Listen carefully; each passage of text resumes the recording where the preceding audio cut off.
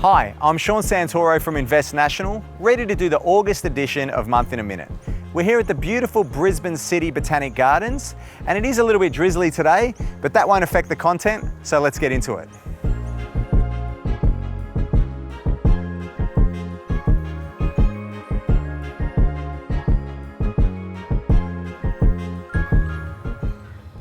So as usual, there is a lot to talk about. Right now, the USA versus China trade war is escalating.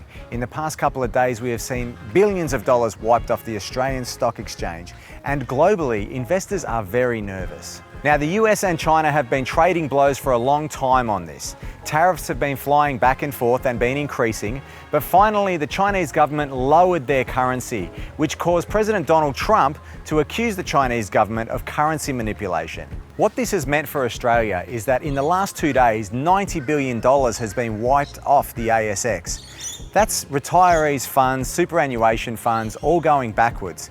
Now, where this will head long term, we're not really sure. Australia is in a very different financial position than the US because we do have trade partnerships with China. So all of these things make for some very interesting times for Australian investors. At the start of the month, the Australian stock market was at its highest ever point in history.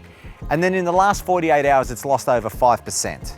The Reserve Bank also met this month and decided to keep interest rates on hold to see what happens with its previous cuts. Now going forward, we are anticipating another cut in November. So the Reserve Bank has also decided to leave the interest rates where they are and see what happens with regards to wage growth and job growth. They have given us 2 previous cuts, so they want to see the effects of those. There is also so much uncertainty to come out of the US and China, so we'll have to wait and see how that plays out. So what happens towards the end of August is going to be crucial. The next few days after the China-US fallout is going to be watched by everyone in the finance game, and we will keep you closely updated as this plays out. So that's been your Month in a Minute.